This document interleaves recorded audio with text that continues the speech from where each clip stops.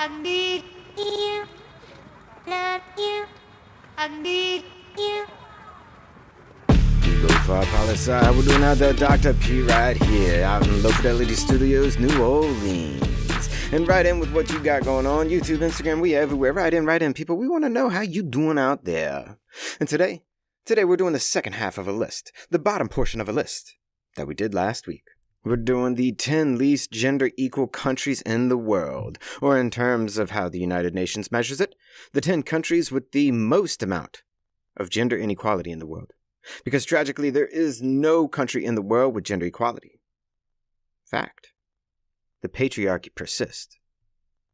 Now, let's just a reminder from last week as well. GII scores, which is the Gender Inequality Index, range from 0.0 to 1.0. The higher the inequality, the closer to 1 the country gets. And the index is created via 5 variable measures. Maternal mortality ratios in a country, adolescent birth rates of women 15 to 19 years old, female population with at least secondary education, female shares of parliamentary seats, and female labor force participation rates. And today, remember, we're looking at the countries with the most gender inequality in the year 2022 because that's the latest data we have from the United Nations. All right, let's get to the list, people. Let's get it. Number 10, Sierra Leone, with a 0.613. Number 9, Haiti, with a 0.621. Number 8, Guinea-Bissau, with a 0.631. Number 7, Benin, with a 0.649. Number 6, Liberia, with a 0.656. Number 5, Afghanistan, 0.655. Chad is number 4, with 0.671. Number 3 is Somalia, with a 0.674. Number 2 is Nigeria, with a 0.677. And number 1 is Yemen, with a 0.820.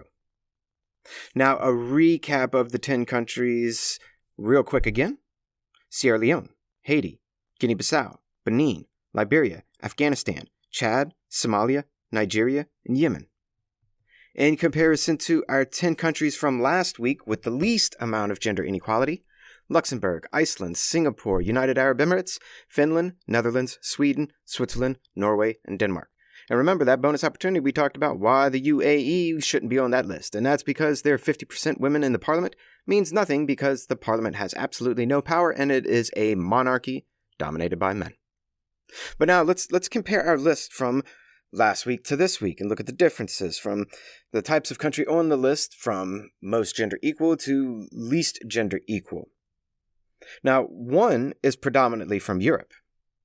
The other predominantly from Africa. One's a bunch of rich countries. The other's a group of developing countries.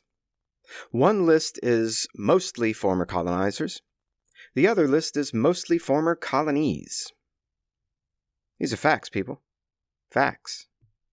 Now let's compare our number 1 country with our country with the most gender inequality in the world. Let's compare Denmark and Yemen, all right, by the 5 variables. So their GII scores break down like this.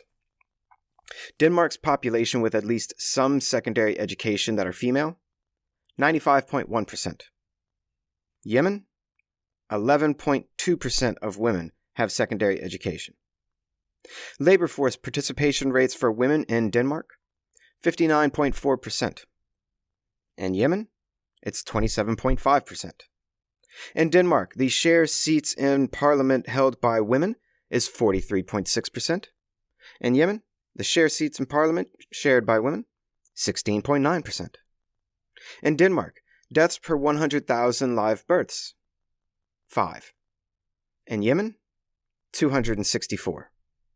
Denmark, adolescent birth rates per 1,000 women ages 15 to 19, 1.8.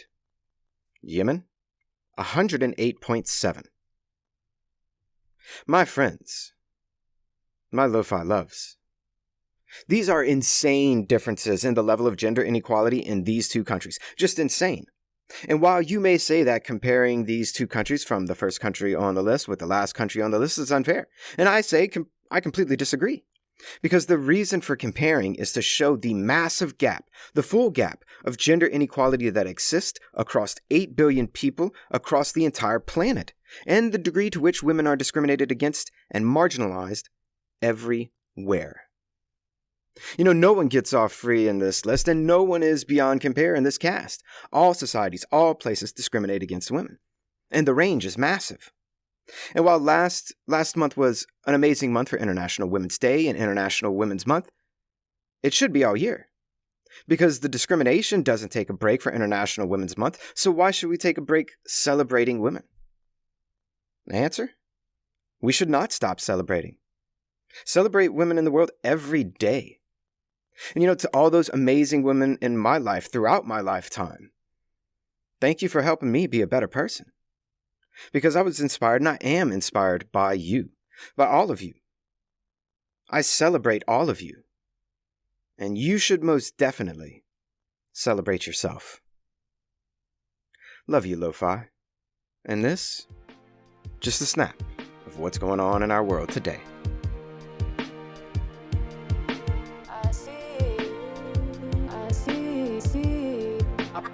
Bring it down, man, like.